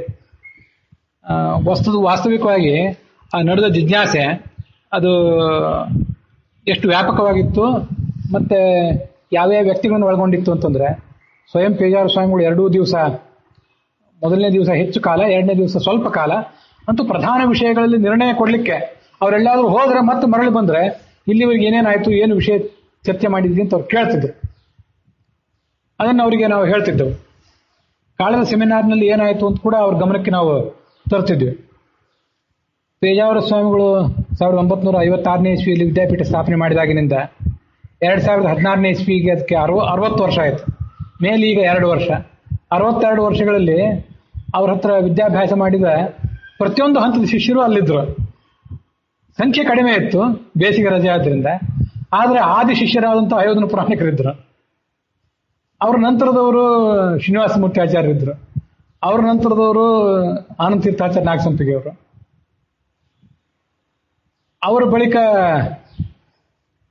ಕಡ್ಡಿ ಬದರಿ ಆಚಾರ್ಯರು ಅಂತ ಹೇಳಿ, ಕಡ್ಡಿ ಶ್ರೀನಿವಾಸಾಚಾರ್ಯರು ಅಂತ ದೊಡ್ಡ ಪುರೋಹಿತರು ಬೆಂಗಳೂರಿನವರು. ಅವರ ಶ್ರಾದ್ದ ಪುಸ್ತಕ ಮೊದಲಾದ ನೀವು ನೋಡಿದ್ದೀರಿ. ಆ ಕಡ್ಡಿ ಬದರಿ ಆಚಾರ್ಯನವರಿದ್ರು. ಅವರು ಬಳಿಕದವರು ನಾನು, ನನ್ನ ತಮ್ಮ ವೀರನಾರಾಯಣ, ನನ್ನ ತಮ್ಮ ಮತ್ತೊಬ್ಬ ಮಾಧವಾಚಾರ್ಯ ಪಾಂಡುರಂಗ, ಇವರೆಲ್ಲ ಇದ್ರು. ಇತ್ತೀಚಿನವರೆಗೂ ಕೂಡ ವಿದ್ಯಾಭ್ಯಾಸ ಮಾಡಿದವರು. ನಾನೀಗ 2-3-4 ಹೆಸರುಗಳನ್ನ ಹೇಳಿದೆ. ವ್ಯಾಸಮುನಿ ಆಚಾರ್ಯ, ರಂಗನಾಥಾಚಾರ್ಯ, ಗಣಾಚಾರ್ಯ, ಗುರುರಾಜಾಚಾರ್ಯ ಕಲ್ಕೂರು, ಪ್ರಖ್ಯಾತರಾದ ಮೀಮಾಂಸಕರು. ಇವರೆಲ್ಲ ಮೀಮಾಂಸಾ ಶಾಸ್ತ್ರ ಅಧ್ಯಯನ ಮಾಡಿದವರು. ಇತ್ತೀಚಿನ ವಿದ್ವಾಂಸರು ಶ್ರೀನಿಧಿ ಆಚಾರ್ಯ ಸಾತೇನಹಳ್ಳಿ, ಶ್ರೀನಿಧಿ ಆಚಾರ್ಯ ಪ್ಯಾಟಿ, ಧಾರವಾಡದವರು. ಒಳ್ಳೆ ಉಪನ್ಯಾಸಕ, ಒಳ್ಳೆ ವಿಮರ್ಶಕ ಕೂಡ, ವಿದ್ಯಾಪೀಠದಲ್ಲಿ ಅಧ್ಯಾಪಕ. ಅವರೆಲ್ಲ ಅಲ್ಲಿದ್ರು. ಮತ್ತು ಕೊನೆಗೆ ಈಗ ಇತ್ತೀಚೆಗೆ ಸ್ವಾಮಿಗಳ ಸನ್ನಿಧಿಯಲ್ಲಿ ಸುಧಾ ವ್ಯಾಸಂಗ ಮಾಡುವ ವಿದ್ಯಾರ್ಥಿಗಳು ಕೂಡ ಬಂದು ಕೂತ್ಕೊಂಡಿದ್ರು, ಇದನ್ನೇನು ಅಂತ ನೋಡ್ಬೇಕು ಅಂತ. ಅಂತೂ ಸ್ವಾಮಿಗಳಿಗೆ ಮೊದಲನೇ ಶಿಷ್ಯರಿಂದ ಹಿಡಿದು ಕೊನೆಯ ಶಿಷ್ಯರ ತನಕ ಬಹುತೇಕ ಎಲ್ಲ ಶಿಷ್ಯರು ಅಲ್ಲಿದ್ರು. ಹಯವದನ ಪುರಾಣ ಶೇಷಗಿರಿಯಾಚಾರ್ಯರು, ಹರಿದಾಸ ಭಟ್ರು ಅಂತವ್ರನ್ನ ಕರೆಸಲಿಕ್ಕೆ ಅನಾನುಕೂಲದಿಂದ ಆಗಲಿಲ್ಲ. ಮುಂದಿನ ಸರಿ ಅವರು ಬರ್ತಾರೆ ಅಂತ ತಿಳ್ಕೊಂಡಿದ್ದೇನೆ. ಇದನ್ನ ಯಾಕೆ ವರ್ಣನೆ ಮಾಡಿದೆ ಅಂದ್ರೆ ನಿಮ್ಮ ಎದುರಿಗೆ ಸ್ವಾಮಿಗಳು ಎಂಥ ಉತ್ಸಾಹದಿಂದ ಅವರು ಪಾಲ್ಗೊಂಡಿದ್ರು. ತಮಗಿರುವ ಅನಾರೋಗ್ಯ ಮತ್ತೆ ಕಾರ್ಯದ ಒತ್ತಡದ ನಡುವೆಯೂ ಕೂಡ ಮತ್ತದು 15-20 ಜನ ಮಾತ್ರ ಇದ್ರೂ ಕೂಡ ಅದೆಷ್ಟು ಸಾರ್ಥಕವಾಗಿತ್ತು ಅಂತ ಅನ್ನೋದನ್ನ ನಾವಲ್ಲಿ ಗಮನಿಸಬೇಕು. ಈ ಹಯೋಧನ ಪುರಾಣಿಕರಂತ ಹಿರಿಯ ವಿದ್ವಾಂಸರನ್ನು ನಾವಲ್ಲಿ ಕೂಡಿಸ್ಕೊಂಡು ಅವರ ಎದುರಿಗೆ ಜಿಜ್ಞಾಸೆಯನ್ನು ಇಟ್ಟಾಗ ಅವರದಕ್ಕೊಂದು ಸಮರ್ಥ ಉತ್ತರ ಹೇಳಿದರು. ಎಲ್ಲ ಸೆಮಿನಾರ್ ಮುಗಿದ್ಮೇಲೆ ಆನಂದ ತೀರ್ಥಾಚಾರ್ಯ ನಾಗಸಂಪಿಗೆ ಅವರು ಹಯೋಧನ ಪುರಾಣಿಕರಿಗೆ ಹೇಳಿದರು, ಆಚಾರ್ಯ ನಿಮ್ಮನ್ನು ನಾವು ನೆಲದ ಮೇಲೆ ನಡ್ಕೊಂಡು ಹೋಗ್ಲಿಕ್ಕೆ ಬಿಟ್ಟಿದ್ದೀವಿ, ಇದು ನಮ್ಮ ತಪ್ಪು. ನಿಮ್ಮನ್ನು ನಾವು ಯಾವತ್ತೂ ನಮ್ಮ ಹೆಗಲ ಮೇಲೆ ಕೂಡ್ಸ್ಕೊಂಡು ಹೋಗ್ಬೇಕಾಗಿತ್ತು ಅಂತ ಹೇಳಿದರು. ಮತ್ತೆ ನೀವು ರಚಿಸಿದ ಸುಲಲಿತ ಭಾಗವತ ತಾತ್ಪರ್ಯ ಮೊದಲಾದ ಗ್ರಂಥಗಳೇನಿವೆ, ಅನೇಕ ಜನ ವಿದ್ವಾಂಸರೆಲ್ಲ ಇದನ್ನ ತಮ್ಮ ಪ್ರವಚನ ಪಾಠ ಮೊದಲಾದವುಗಳಿಗೆ ಬಳಕೆ ಮಾಡ್ಕೋತಾರೆ ಅಂತ ಅವ್ರ ಗಮನಕ್ಕೆ ತಂದರು. ಅವರು ತಮ್ಮದನ್ನು ತಾವೆಂದು ಹೇಳ್ಕೊಳ್ಳುವವರಲ್ಲ, ಅತ್ಯಂತ ಸರಳ ಸ್ವಭಾವದ ಮುಗ್ಧ ಸ್ವಭಾವದ ಮನುಷ್ಯ ಅವರು. ಆಗ ಅವರಿಗೆ ಅದನ್ನೆಲ್ಲ ಕೇಳಿ ಅವರಿಗೂ ಸಂತೋಷ ಆಯಿತು. ಜನರಿಗೆ ಉಪಯೋಗ ಆದ್ರೆ ಸಾಲ್ಕು ನಾನು ಬರೆದದ್ದು ಅಂತ ಅವರು ತನ್ನ ಅಭಿಪ್ರಾಯ ಹೇಳಿದರು. ನಾನು ಕೂಡ ಹೇಳಿದೆ, ನಾವೆಲ್ಲಾದರೂ ಹೋದ್ರೆ ಆಚಾರ್ಯ ನೀವು ಹಯೋಧನ ಪುರಾಣಿಕ ಹತ್ರ ಪಾಠ ಕೇಳಿದ್ದೀರಾ? ಡಿ ಪ್ರಹ್ಲಾದಾಚಾರ್ಯರು ಅಂದ್ರೆ ಈಗಿನ ವಿದ್ಯಾಶ್ರೀ ತೀರ್ಥರು, ವಿದ್ವಾನ್ ಹರಿದಾಸ ಭಟ್ರು ಇವ್ರ ಪಾಠ ಕೇಳಿದ್ದೀರಾ ಅಂತ ಯಾರು ಕೇಳ್ತಿರ್ತಾರೆ. ಪಂಡಿತರು ಕೇಳ್ತಾರೆ, ಪಂಡಿತರು ಅಲ್ಲದೆ ಇದ್ದವರಿಗೂ ಕೂಡ ಈ ಹೆಸರುಗಳು ಗೊತ್ತಿವೆ. ಅವ್ರ ಹತ್ರ ನೀವು ಪಾಠ ಕೇಳಿದ್ದೀರಾ ಅಂತ ನಮ್ಮನ್ನು ಕೇಳ್ತಿರ್ತಾರೆ. ಹೌದು, ಅವ್ರ ಹತ್ರ ಪಾಠ ಕೇಳಿದ್ದೀವಿ, ಅವ್ರ ಹತ್ರ ಈಗಾದರೂ ಅನೇಕ ಜಿಜ್ಞಾಸೆಗಳನ್ನು ಮಾಡ್ತಾ ಇರ್ತೀವಿ ನಾವು ಅಂತ ಹೇಳ್ತಿರ್ತೇವೆ. ಅದನ್ನೆಲ್ಲ ಆ ಹಯೋಧನ ಪುರಾಣಿಕ ಗಮನಕ್ಕೆ ತಂದೆ. ಇದು ಅವ್ರಿಗೆ ನಾವು ಆಚಾರ್ಯ ಇಂಥ ತಾರೀಕು ಸೆಮಿನಾರ್ ಇದೆ ಬರಬೇಕು ಅಂತ ಫೋನ್ ಮಾಡಿದಾಗ ಏನು ವಿಷಯ ಅಂತ ಅವ್ರು ಕೇಳಲೇ ಇಲ್ಲ. ಅವ್ರು ಕೇಳುವ ಅಗತ್ಯವೂ ಇಲ್ಲ ಅವರಿಗೆ. ಅವರಿಗೆ ಯಾವ ವಿಷಯವನ್ನು ತೆಗೆದಿಟ್ಟರು ಕೂಡ ಒಮ್ಮೆಲೆ ಆ ಎಲ್ಲ ವಿಷಯಗಳಿಗೆ ಸಂಬಂಧಪಟ್ಟಂತೆ ಎಲ್ಲವೂ ಅವರಿಗೆ ಅಂಗೈಯಲ್ಲಿದ್ದ ನೆಲ್ಲಿಕಾಯಿಯೇ. ವಿದ್ವಾನ್ ಶ್ರೀನಿವಾಸಮೂರ್ತಿ ಆಚಾರ್ಯರು ಕೂಡ ಅವರು ಭೌತಿಕವಾಗಿಯೂ ಮತ್ತು ಬೌದ್ಧಿಕವಾಗಿಯೂ ಅತ್ಯಂತ ಶಿಸ್ತಿನ ಮನುಷ್ಯ. ಅವರಿಗೆ ನಾವು ಯಾವುದೇ ವಿಷಯಗಳನ್ನು ಜೆರಾಕ್ಸ್ ರೂಪದಲ್ಲಿ ಕೊಟ್ಟಿದ್ರೆ ಅದನ್ನೆಲ್ಲ ಸರಿಯಾಗಿ ಓದಿ ಅದಕ್ಕೆ ನೋಟ್ಸ್ ಮಾಡಿಕೊಂಡು ತಾನು ಮತ್ತಿಂದ ಅದಕ್ಕೇನಾದ್ರೂ ಅಲ್ಲಿ ಬರೀಬೇಕಾದ್ರಿಂದ ಅದನ್ನೆಲ್ಲ ಬರೆದು ಅದನ್ನು ಕಳೆದ ಸೆಮಿನಾರ್ನಲ್ಲಿ ತೊಗೊಂಡು ಬಂದಿದ್ರು. ಈ ಸರಿ ಕೂಡ ಅದನ್ನೇ ತೊಗೊಂಡು ಬಂದಿದ್ರು. ಮತ್ತೆ ಸೆಮಿನಾರ್ ಪ್ರಾರಂಭ ಆಗೋದಕ್ಕಿಂತ ಮುಂಚೆ ಒಂದು ಅರ್ಧ ಗಂಟೆ ನನಗೆ ಭೇಟಿಯಾಗಿ ನೀವು ಇನ್ನೊಂದು ಸ್ವಲ್ಪ ನಾವು ಚರ್ಚೆ ಮಾಡಬೇಕು, ಆಮೇಲೆ ಅದನ್ನು ಸೆಮಿನಾರ್ನಲ್ಲಿ ನಾವು ಪ್ರಸ್ತುತಪಡಿಸೋಣ, ಒಮ್ಮೆಲೆ ಪ್ರಸ್ತುತಪಡಿಸೋದು ಬೇಡ ಅಂತ ಅವರು 2ನೇ ದಿವಸ ನನಗೆ ಹೇಳಿದರು. ಇದನ್ನು ಯಾಕೆ ಹೇಳ್ತಿದ್ದೇನೆ ಅಂದರೆ ಆ ಹಿರಿಯ ವಿದ್ವಾಂಸರು ಆ ಬೌದ್ಧಿಕ ಮತ್ತು ಭೌತಿಕ ಶಿಸ್ತನ್ನು ಹೇಗೆ ಅಳವಡಿಸ್ಕೊಂಡು ಈ ಕಾರ್ಯದಲ್ಲಿ ವ್ಯಾಪೃತರಾಗಿರ್ತಾರೆ, ನಮ್ಮಿಂದ ಅವರಿಗೆ ಏನು ಸ್ಫೂರ್ತಿ ಸಿಗಬೇಕಾಗಿದೆ, ಅದಕ್ಕಾಗಿ ಈ ಎಲ್ಲ ವಿಷಯಗಳನ್ನು ಕೂಡ ನಾನು ಹೇಳಿದೆ. ಅಲ್ಲಿ ಮತ್ತೊಂದು ವಿಷಯ, ಈ ಹಿಂದೆ ನಿಮಗೆ ನಾನೊಂದು ಬಾರಿ ಹೇಳಿದ್ದೆ ಅದನ್ನು. ಅನುವ್ಯಾಖ್ಯಾನದಲ್ಲಿ ಒಂದು ಕಡೆ ಒಂದು ಬ್ರಹ್ಮಪಾರ ಸ್ತೋತ್ರ ಅಥವಾ ಪುಂಡರೀಕಾಕ್ಷಪಾರ ಸ್ತೋತ್ರ ಅಂತ ಒಂದು ಸ್ತೋತ್ರ ಇದೆ. ಅದ್ರ ಬಗ್ಗೆ ನಾನು ಹಿಂದೆ ಹೇಳಿದ್ದೆ ನಿಮಗೆ. ಮತ್ತು ಒಂದು ಬಾರಿ ಆಗೋ ಭಾಗವತ್ ಪ್ರವಚನ ಮಾಡುವಾಗ ಅದನ್ನು ಕೂಡ ಹೇಳಿದ್ದೆ. ಮತ್ತೆ ಆ ಬ್ರಹ್ಮಪಾರ ಸ್ತೋತ್ರದ ಇಡೀ ಪಾಠವನ್ನು ವಾಟ್ಸಾಪ್ನಲ್ಲಿ ನಿಮಗೆ ಕಳಿಸಿದ್ದೆ ಕೂಡ. ಇವತ್ತು ಪೂಜಾ ಕಾಲದಲ್ಲಿ ಬ್ರಹ್ಮಸೂತ್ರ ನಾವು ಹೇಳ್ತೇವಲ್ಲ, ಬ್ರಹ್ಮಪಾರಂ ಮುನೇ ಶ್ರೋತಂ ಇಚ್ಛಾಮ ಪರಮಂ ಸ್ತವಂ ಅಂತ, ಅದಲ್ಲ ಅದು. ಇದು ವಿಷ್ಣು ಪುರಾಣದಲ್ಲಿ ಎಲ್ಲೋ ಬರುವಂಥದ್ದು. ಆಚಾರ್ಯರು ಅನುವ್ಯಾಖ್ಯಾನದಲ್ಲಿ ಹೇಳಿದ ಬ್ರಹ್ಮಪಾರ ಸ್ತೋತ್ರ ವರಾಹ ಪುರಾಣದಲ್ಲಿ ಬರೋದು. ವರಾಹ ಹರಿಣೋದಿತ, ಅದ್ಯಾರೋ ಒಬ್ಬ ರಾಜನಿಗೆ ಬ್ರಹ್ಮಹತ್ಯೆ ಬಂದ ಘಟನೆಯೊಂದನ್ನು ಹೇಳಿ ಆ ದೋಷ ಪರಿಹಾರ ಆಗೋದನ್ನ ತೋರಿಸ್ತಾರೆ. ಆದ್ರೆ ಆ ಸ್ತೋತ್ರ ಎಲ್ಲೂ ಸಿಗ್ತಿರ್ಲಿಲ್ಲ. ಆಚಾರ್ಯರು ಅದನ್ನು ಸೂಚನೆ ಮಾಡಿದ್ರು, ಸ್ತೋತ್ರ ಸಿಗ್ತಿರ್ಲಿಲ್ಲ. ಅದನ್ನ ವಿದ್ಯಾಪೀಠದ ವಿದ್ವಾಂಸ ಯುವ ಅಧ್ಯಾಪಕರು ಶ್ರೀನಿಯಾಚಾರ್ಯ ಪ್ಯಾಟಿಯವರು ಮತ್ತೆ ಮತ್ತೊಬ್ಬ ವಿದ್ವಾಂಸ ಹಯವದನ, ಅವರು ಪೂರ್ಣಪ್ರಜ್ಞ ಸಂಶೋಧನಾ ಮಂದಿರದಲ್ಲಿ ಸಂಶೋಧಕ, ಅವರೆಲ್ಲ ಈ ಹಯವದನ ಪುರಾಣಿಕರು ಮೊದಲಾದ ಹಿರಿಯ ವಿದ್ವಾಂಸರ ಸಲಹೆ ಸೂಚನೆ ತಗೊಂಡು ಎಲ್ಲೆಲ್ಲೋ ಹುಡುಕಾಡಿ ಆ ಇಡೀ ಸ್ತೋತ್ರದ ಪಾಠವನ್ನು ತೆಗೆದ್ರು. ವರಾಹ ಪುರಾಣದಲ್ಲಿದ್ದ ಪಾಠವನ್ನೆಲ್ಲ ತೆಗೆದು ತತ್ವವಾದದಲ್ಲಿ ಒಂದು ಲೇಖನ ಬರೆದ್ರು ಆ ಶ್ರೀನಿಯಾಚಾರ್ಯ ಪ್ಯಾಟಿ ಅಂತನವರು. ಅದ್ರ ಬಗ್ಗೆ ಕೂಡ ಚರ್ಚೆ ನಡೀತು. ನಾವು ಪೂಜಾ ಕಾಲದಲ್ಲಿ ಹೇಳಬೇಕಾದ ಬ್ರಹ್ಮಪಾರ ಸ್ತೋತ್ರ ಯಾವುದು? ಆಚಾರ್ಯರು ಹೇಳಿದ ಆ ವರಾಹ ಪುರಾಣದ ಬ್ರಹ್ಮಪಾರ ಸ್ತೋತ್ರವೋ ಅಥವಾ ಈಗ ನೋಡ್ತಾ ಇರುವ ಕಂಡು ಋಷಿ ಹೇಳಿದ ಬ್ರಹ್ಮಪಾರ ಸ್ತೋತ್ರವೋ ಅನ್ನೋದ್ರ ಬಗ್ಗೆ ಚರ್ಚೆ ನಡೀತು. ಅದನ್ನ ನಾವೀಗ ತೀರ್ಮಾನ ಮಾಡೋದು ಕಷ್ಟ. ಶ್ಲೋಕಗಳು ಸ್ಪಷ್ಟವಾಗಿ ಏನನ್ನೂ ಹೇಳೋದಿಲ್ಲ. ಆದ್ದರಿಂದ ಪುಂಡರೀಕಾಕ್ಷಪಾರ ಸ್ತೋತ್ರ, ಬ್ರಹ್ಮಪಾರ ಸ್ತೋತ್ರ ಇದ್ರ ಬಗ್ಗೆ ಈಗ ನಾವು ತೀರ್ಮಾನ ಹೇಳೋದು ಕಷ್ಟ. ಆದ್ರಿಂದ ಬಂದ ಪರಂಪರೆಯನ್ನು ಬಿಡದೇ ಇರೋದು ಒಳ್ಳೆಯದು. ಈಗ ಎಲ್ಲರೂ ಕೂಡ ಕಂಡು ಋಷಿ ಕಂಡುಕೊಂಡ ಬ್ರಹ್ಮಪಾರ ಸ್ತೋತ್ರವನ್ನೇ ಹೇಳ್ತಾ ಬಂದಿದ್ದಾರೆ, ಅದನ್ನೇ ಹೇಳೋದು ಉಚಿತ ಅಂತ ಬೇಜಾರು ಸ್ವಾಮಿಗಳು ಕೂಡ, ಗುರುಗಳು ಕೂಡ ಅಭಿಪ್ರಾಯಪಟ್ಟರು. ಇಂಥದನ್ನೇ ಹೇಳಬೇಕು ಅಂತ ಅನ್ನೋದಕ್ಕೆ ಸ್ಪಷ್ಟವಾದ ಆಧಾರ ಏನು? ಇದ್ದ ಕಂಡು ಋಷಿ ಹೇಳುವ ಬ್ರಹ್ಮಪಾರ ಸ್ತೋತ್ರವನ್ನು ಬಿಟ್ಟು ವರಾಹ ಪುರಾಣದಲ್ಲಿ ಬಂದ ಬ್ರಹ್ಮಪಾರ ಸ್ತೋತ್ರವನ್ನ ಪಠನ ಮಾಡಲೇಬೇಕು ಅಂತ ಅನ್ನೋದಕ್ಕೆ ಆಧಾರ ಏನು ಕಾಣಿಸೋದಿಲ್ಲ. ಆ ಸ್ತೋತ್ರಕ್ಕೆ ಅದರದೇ ಆದ ಮಹತ್ವ ಇದೆ, ಇಲ್ಲ ಅಂತಲ್ಲ. ಪೂಜಾ ಕಾಲದಲ್ಲಿಯೂ ಅದನ್ನೇ ಹೇಳಬೇಕು ಅನ್ನೋದಕ್ಕೆ ಸ್ಪಷ್ಟವಾಗಿ ಆಧಾರ ಸಿಗೋದಿಲ್ಲ ಅಂತ ಸ್ವಾಮಿಗಳು ಅಭಿಪ್ರಾಯಪಟ್ಟರು. ಇನ್ನ ಪೂಜಾ ಕಾಲದಲ್ಲಿ ಬೇಕಾದ್ರೆ ನಾನು ತಿಳ್ಕೊಂಡಂತೆ ಇದನ್ನು ಹೇಳೋಣ ಅದನ್ನು ಹೇಳೋಣ, ಹಾಗೆ ನಾನು ಮಾಡ್ತಾ ಬಂದಿದ್ದೀನಿ. ಅದನ್ನ ವರಾಹ ಪುರಾಣದ ಪೂರ್ಣ ಬ್ರಹ್ಮಪಾರ ಸ್ತೋತ್ರ ಹೇಳೋದಿಲ್ಲ, ಅದ್ರದ್ದು ಒಂದು ಶ್ಲೋಕ ಮಾತ್ರ ನಾನು ಹೇಳ್ತಿರ್ತೇನೆ. ಹೀಗೂ ಹೇಳೋಣ ಹಾಗೂ ಹೇಳೋಣ ಅಂತ ಬೇಕಾದ್ರೆ ಮಾಡಿಡ್ಬೋದು ಅಷ್ಟೇ ಹೊರತು ಈಗಿರುವ ಬ್ರಹ್ಮಪಾರ ಸ್ತೋತ್ರವನ್ನು ಬಿಡೋದಕ್ಕೆ ಯಾವುದೇ ಕಾರಣಗಳು ಸಿಗೋದಿಲ್ಲ. ಕಂಡು ಋಷಿ ಹೇಳಿದ್ದನ್ನ ಹೇಳಬೇಕು ಅಂತಲೇ ಬಹುತೇಕ ವಿದ್ವಾಂಸರು ಅಭಿಪ್ರಾಯಪಟ್ಟರು. ಇದು ಆ ಶ್ರೀನಿಧಾಚಾರ್ಯ ಪ್ಯಾಟಿ ಅವರು ಪ್ರಸ್ತುತಪಡಿಸಿದಂತಹ ಒಂದು ವಿಷಯ. ಹೀಗೆ